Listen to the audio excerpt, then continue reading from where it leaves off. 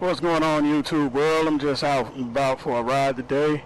Just came back from a bikini car wash. I'm sorry, not a car wash, a bike wash. And because I'm trying to keep the channel somewhat family oriented, I didn't really put any like footage of the girls, you know, doing their thing. Well, wiping their bike off, wiping my bike off. I'm sorry. Look, I'm tongue-tied saying it. I'm sorry.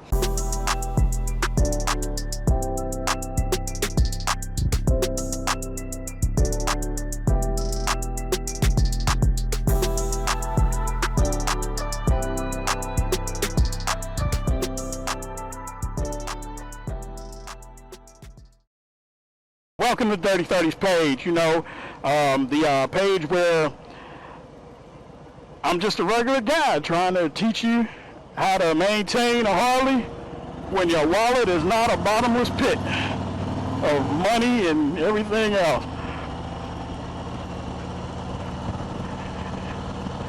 And I know some of you are thinking, well, how can you start off by saying something like that when it looks like you got a 360 cam? Get over if you're getting over, lady. If it look like you got a 360 cam mount on your bike. All in good time. Never, ever, ever buy any of this stuff all at once. Especially when you're trying to maintain things like house payments, car payments, bike payments, trying to pay, you know, utilities and everything else and groceries. You know, everyday living don't stop just because you buy your a Harley bike, you know what I'm saying? And I say Harley bike because Harleys and some Indians are known to really be up there in price. And they will have you sitting up at night worrying about where you gonna get your next meal at when you got to pay for everything. But I tell you what, owning a Harley will make you hustle. If you're an everyday working man like me, you will find other means as to getting money.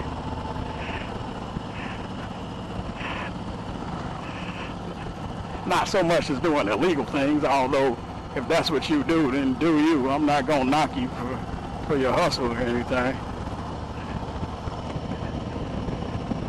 But when you get a Harley bike, you're getting it because of the prestige more so. Because you're buying a name. But I will be the first to tell you, well, I'm probably not the first to tell you, but I will tell you that things on these Harleys are well put together. I tell you what, they're robust parts. You know, it might be a few little plastic parts or whatever that might be a facing or a trim ring or something like that, but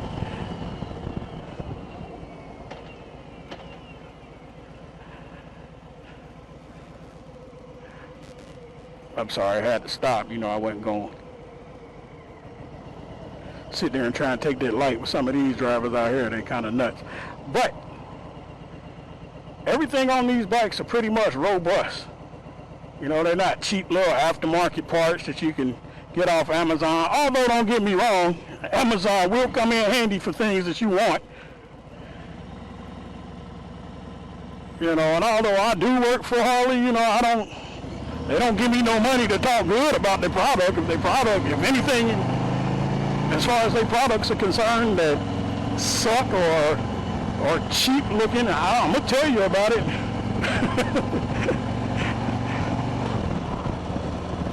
You know, I mean, I got these lures on here that I got from Amazon. I watched Traveling Tom's video where he showed me where he got his lures. He got them off Amazon and they were way cheaper than what Harley was asking for. And in my case, I have a billiard red bike, so I would have had the color match, which makes it kind of go up a little bit more coming from Harley. You know, the $700 to $800 range. And I paid, I think, $139 for these lures.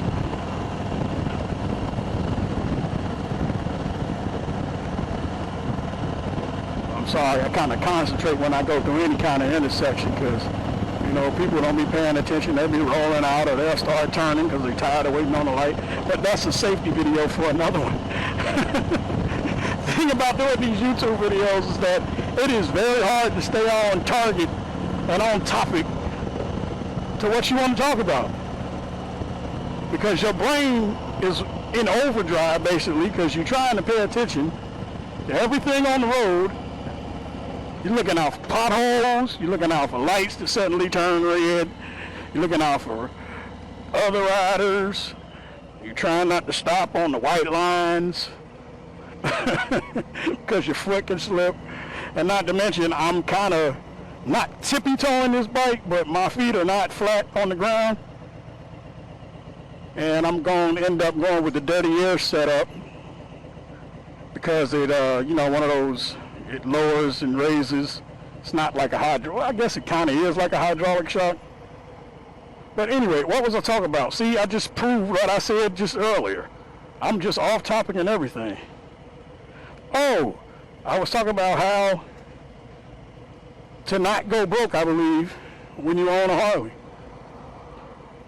Number one, don't get caught up in having to upgrade everything on your bike the first month you buy it.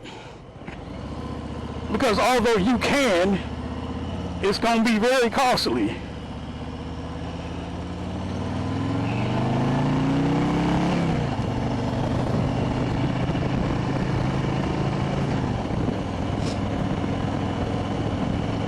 Get out and ride your bike. Go somewhere. You know what I mean? Take a ride. When you get in a touring bike, like I did with this road glide, it's because you want to go somewhere. You don't just want to go down to the corner store. You know, I'm in Ohio. It's because you want to go to Kentucky or Tennessee and back. You know what I mean? But don't be concerned about getting LED lights right away, because the companies that sell these LED lights are like, they in business to make money. And they will charge you a hefty penny for something as silly as LED lights. They'll say, oh, that's a turn signal light. Oh, that'll be $200. Well, that'll be $100. You know, and Harley will too. You know, everybody say that HD in Harley means $100. In this day and age, it means more $100,000, but I'm just joshing, but still.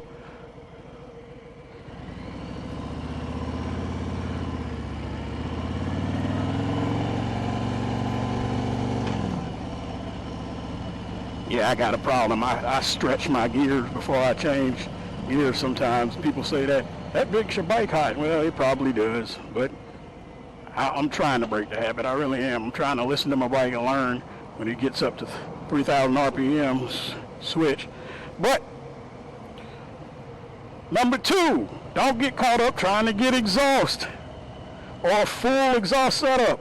You will go broke. You won't make your bike payment. You won't make your car payment. You're going to miss something. You're not going to get your groceries the way you want. Or, if you do, be ready for that sacrifice.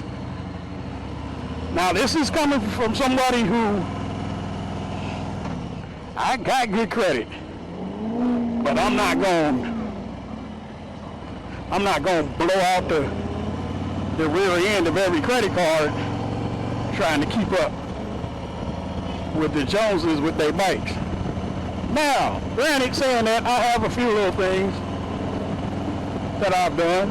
Not a lot, you know what I mean? I'm doing like, wow, that guy up there is really getting it on in that Corvette. Boy, I can hear it, boy. He got some kind of pipes on there, boy. Woo, getting it. Oh yeah, but the exhaust. Don't worry about getting like zombie baffles. Everybody want to be heard, yeah, you know.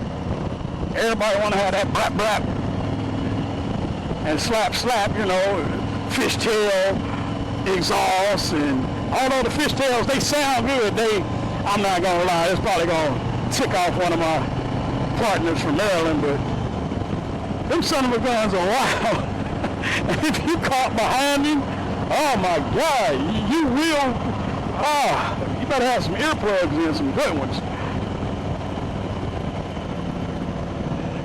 And I guess, for real, I know I said like the different steps or whatever, but I guess it's really not steps when it comes to that. Gotta watch this girl right here. But because I was gonna say number 3 is just basically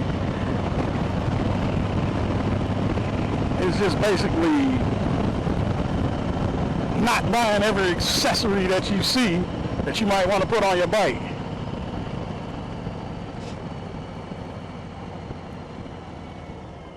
You know what I mean? You get caught up, you see, you know, the ride free symbols and insignias and born to ride and I don't know, whatever they say. And you like, wow, I gotta get every medallion for my bike. And then you realize, oh my God, I have a whole mess of medallions and accessories that all have their own little titles to them and sets that they come from, and you realize I have a whole hodgepodge of things either on my bike or that I gotta put on my bike. Then you start to kind of make sense of it all, like, do I really want to have all of this on here? You know what I mean? It's like a little girl when they bike back in the day. You know how they would put stickers and flowers all on their bike until the bike just started to look like the Mystery Machine or something by the time they got done with it. It was so colorful and whatever. But still, I digress. But, you know, and then you got to worry about upgrading your engine. And then you're like, oh God, I gotta have a stage 2. I tell you what, it is it is very tempting to move up and either get a stage 1 or 2 or 3 or 4. And that's with the engine, not with the sound system or anything. Let me put this thing on cruise real quick. And I would even say if you had the money to stretch out to get an upgrade on your engine like a stage 1 or stage 2. Stage 1 I believe is nothing but slip-ons, I believe. I don't know, it might be an air filter or something like that, but you know, stage 2 I believe is when you get a tuner and you add the slip-ons, and I don't know, I could be wrong. Right down there in the comments and correct me, because I've only been riding for 2 years and I've only had this bike for less than a year, so I'm still new in the Harley game. But I have sat and looked through catalogs, you know, going back to wanting to look at accessories and everything, and I'm like, oh, I gotta have, well, you know what, I'm sorry, I didn't mean to break what I was saying, but I told myself I would never ride this road again, because they got a part that's up here that curves around, and then the firehouse sits right there, the fire department. And the road is so terrible that it almost threw me into a van last week when I came down here. And I said, you know what? I'm never taking this road again. This road is pure crap. And you about to see. You know, I am short, so hopefully you can see over the windshield. Let me go into a lower gear, because look at this, man. This road is terrible. It's all beat up. There's the fire department. That's what I was talking about.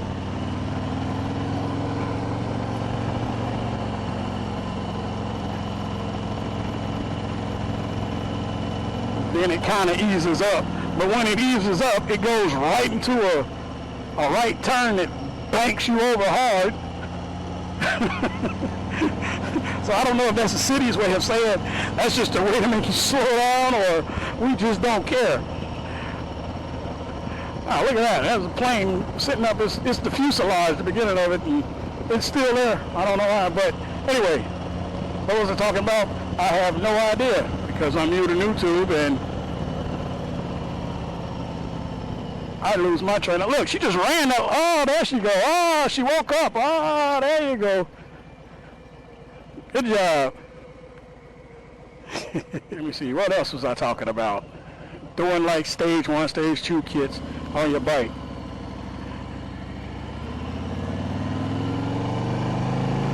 Not to mention it's very tempting to want to do it, but it's expensive. I mean, if you just got $500 to $700 to $800 laying around and you want to get you some slip-ons for you know, to help with a stage 1,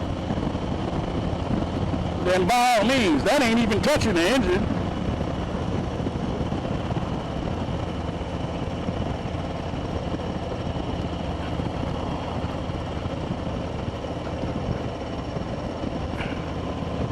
But, like I said, going back to the beginning, be happy that you got your bike. That's a nice Corvette right there, man. Be happy that you got your bike. Get out, put some miles on the mug. You know what I mean? Learn the bike. You know what I mean? Learn how to do these slow speed over these bumpy areas in the road turns. You know what I mean? Because this bike weighs in excess of 850 pounds. Most time when you add things, it can go up to 900.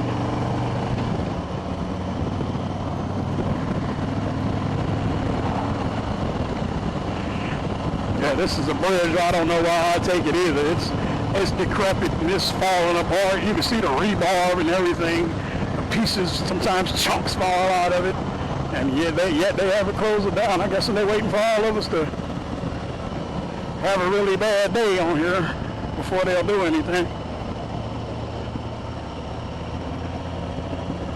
But like I said, learn your bike. You know what I mean? Like, I've had this bike since last September. It's a 2021. Bought it brand new off the showroom floor.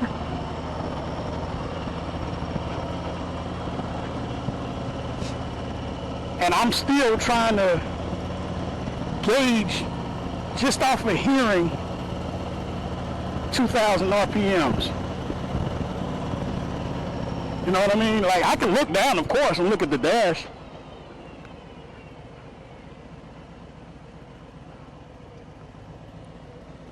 And see 2,000 RPMs. If you're ever in Cincinnati and going and you're in Westwood and you're at the bottom of Harrison Harrison and Queen City, never go to this BP. I'm sorry, I don't care if they ding me for it, but it's full of crackheads and meth heads and drug dealers, and some people are smart enough to even put things, those strips in the gas pumps, and they can steal your credit card number and all of that kind of stuff. Luckily, my bank caught it. But anyway, what are we talking about? I don't know, because I'm new to YouTube and I can't keep my frame of mind for anything when I'm talking about something. How do you guys do that? And this turn up here is very terrible too, when people always butt head around and won't let you get over.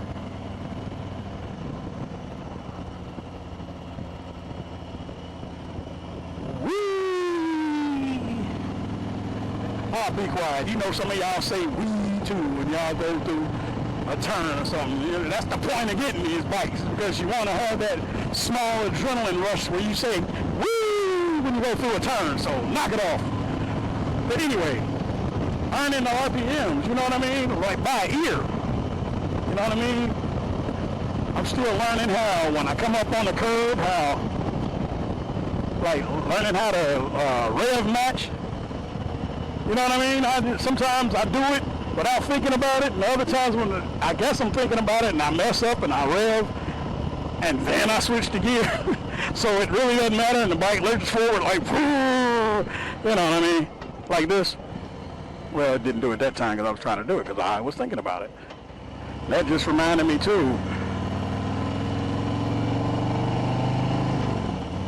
Learn how to go to a few places where you have small inclines. And this is weird, but it makes sense in the long run. Stall on those inclines on purpose. Learn your bike. Every little bike has different little gray areas when it comes to where the friction zone grabs and all of that. You know what I mean? But on an incline safely somewhere, stall your bike. Learn what it's like to stall your bike and immediately have to either switch gears and start it back up. Sometimes you can have a brain fart and you'll stall on a hill and you'll be thinking, oh God, and you know, all the while this car is behind you edging up on you, and you know that, and you're thinking, oh God, I gotta hurry up. This guy's gonna run into me. Am I in first gear? Oh my God, let me look down and check. Let me put it in there, and oh my goodness, man, that is I've been there. You know what I mean? Like I said, I've only been riding for 2 years. Learn what it's like to stall so you don't, so when it happens, you don't panic. You know what I mean? And it's not so much as a panic like crybaby panic. It's just sometimes your brain shuts down because that's not normal to keep stalling all the time.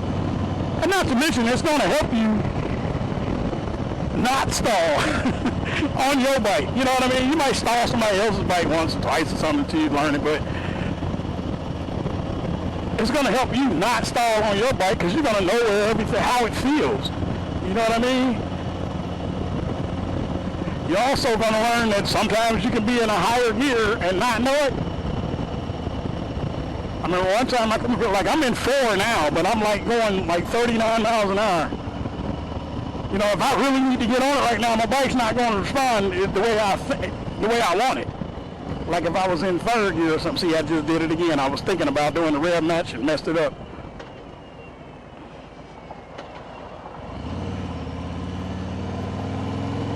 And I know some of you down there are going to say, why do you always go back to 1st gear when you're slowing down? When you're obviously just getting ready to start back up, you haven't even stopped.